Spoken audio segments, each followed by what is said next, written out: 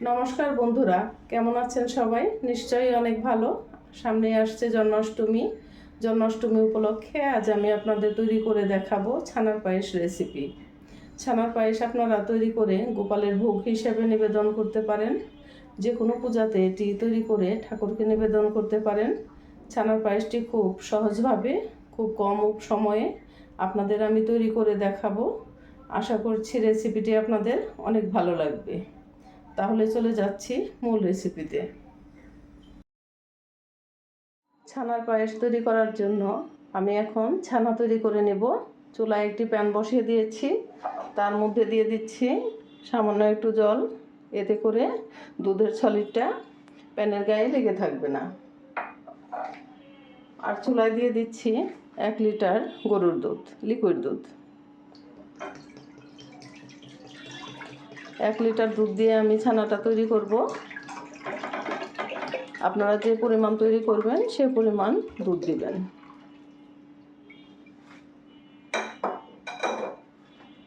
চুলার আঁচটি হাই হিটে করে এখন আমি দুধটা বলক তুলে নিব।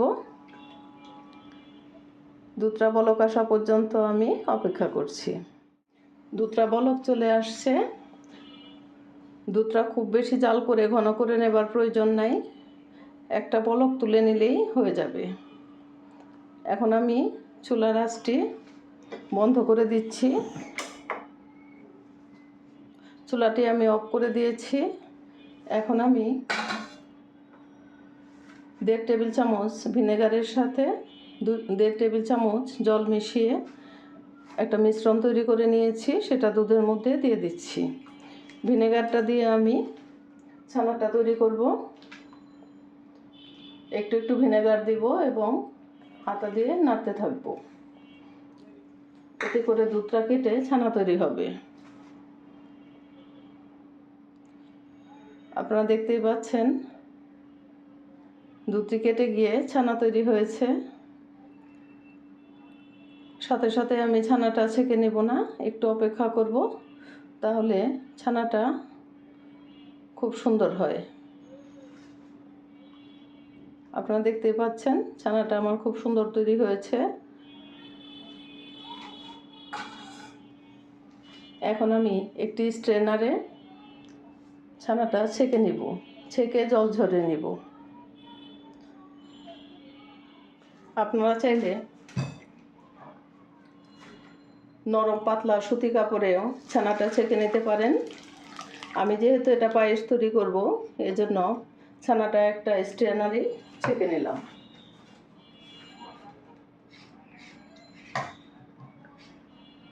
আমি ভিনেগার দিয়ে ছানা তৈরি করেছি, আপনারা টক দই বা লেবু দিয়েও ছানাটা তৈরি করে নিতে পারেন, বা ছানা জমানোর পাউডার দিয়েও ছানাটি তৈরি করে নিতে পারেন।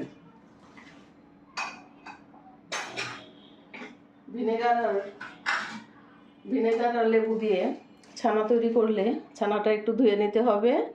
আমি 2-3 বার জল পাল্টিয়ে ছানাটা ধুয়ে নিচ্ছি। এতে করে ছানার মধ্যে থাকা টক ভাবটা চলে যাবে।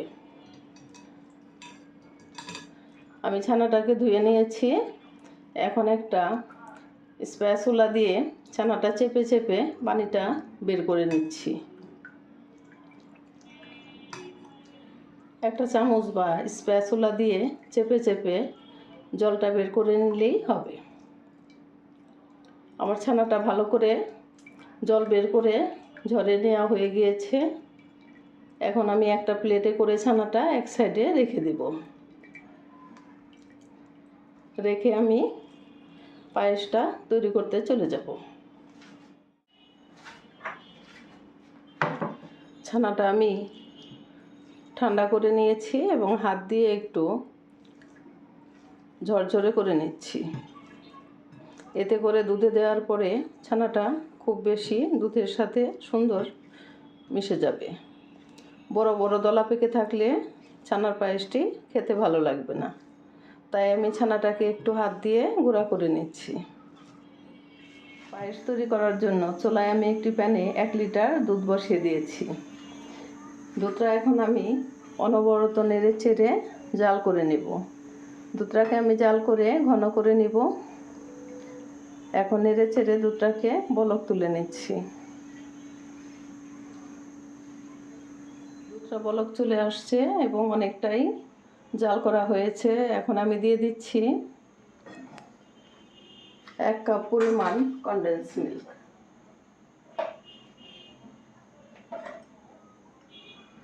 কনডেন্স মিল্ক দিলে পায়েসটি খেতে খুব মজা হয় এবং দুধটা খুব তাড়াতাড়ি ঘন হয়। এখানে আমি 1 কাপ পরিমাণ দিয়েছি, আর আমি এখানে কোনো চিনি ইউজ করব না। কনডেন্স মিল্ক থেকেই মিষ্টিটা চলে আসবে। আর আপনাদের যদি মনে হয় মিষ্টিটা কম হয়েছে তাহলে আর একটু কনডেন্স মিল্ক দিয়ে দিবেন। মিষ্টিটা আপনাদের পছন্দ অনুযায়ী যে যেমন মিষ্টি খেতে চান, মিষ্টিটা কড়া খেতে চাইলে একটু বেশি করে কনডেন্স মিল্ক দিবেন বা একটু চিনিও অ্যাড করতে পারেন। আমার বাসায় সবাই মিষ্টিটা একটু কম খায় বলে আমি একটু মিষ্টিটা কম দিয়েছি। আপনারা আপনাদের পছন্দ মতো অ্যাড করবেন। কনডেন্স মিল্ক অ্যাড করলে পায়েসটা খেতে অনেক বেশি মজার হয় এবং খুব ক্রিমি একটা টেক্সচার চলে আসে এবং দুধটা খুব তাড়াতাড়ি ঘন হয়। আপনারা দেখতেই পাচ্ছেন দুধটা জাল হচ্ছে এবং কালারটা আস্তে আস্তে চেঞ্জ হয়ে যাচ্ছে। আমি দুধটাকে অনেকটাই ঘন করে নিব। ছানার পায়েসে দুধটা অনেক বেশি ঘন করে নিতে হয়, এতে করে ছানার পায়েসটা খেতে অনেক বেশি মজার হয়।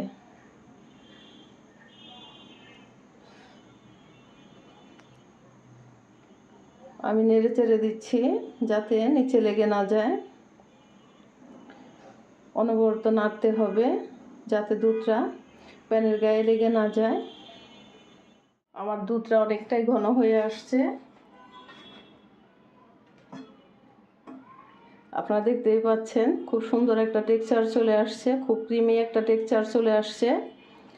এখন আমি দিয়ে দিব আমার রেডি করে রাখা ছানাগুলো।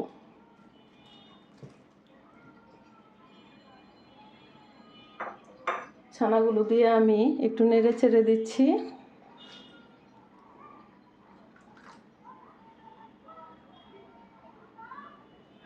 এখন আমি দিয়ে দিচ্ছি সামান্য একটু এলাচের গুঁড়া।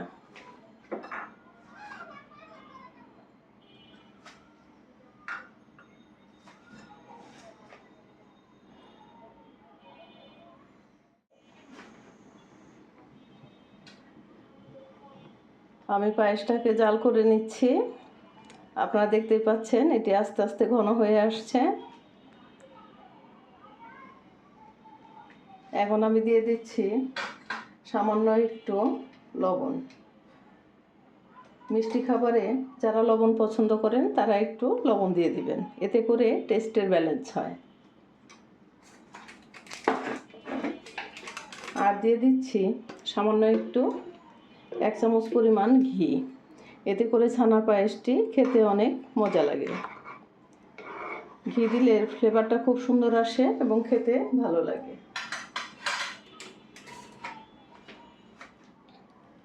আস্তে আস্তে জাল হচ্ছে আর ঘন হচ্ছে।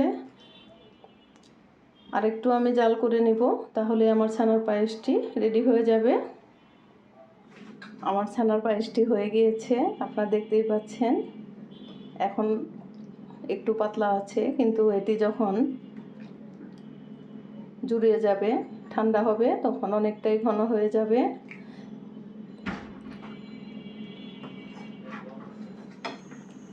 আমার ছানার পায়েসটি এখন আমি চুলা থেকে নামিয়ে সার্ভ করব। আপনারা দেখতেই পাচ্ছেন এটি কতটা লোভনীয় হয়েছে এবং দেখেই খেতে ইচ্ছে করছে, এমন মনে হচ্ছে না আপনাদের? এর কনসিস্টেন্সিটা আপনাদের আমি দেখিয়ে দিচ্ছি। এখন একটু পাতলা আছে, এটা যখন ঠান্ডা হবে তখন অনেকটাই ঘন হয়ে যাবে। এখন আমি চুলা থেকে নামিয়ে সার্ভ করছি।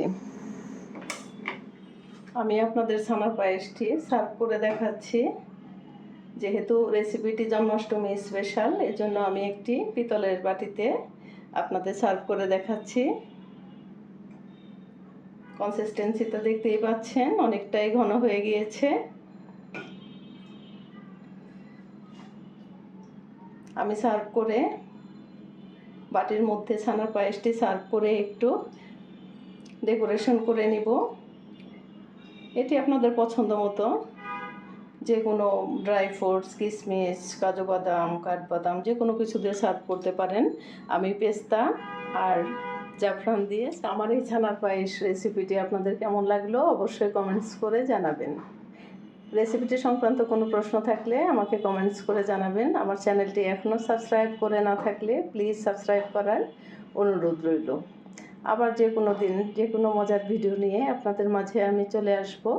সে পর্যন্ত সবাই ভালো থাকবেন, সুস্থ থাকবেন, আমার পরিবারের সবার জন্য আশীর্বাদ করবেন। ধন্যবাদ।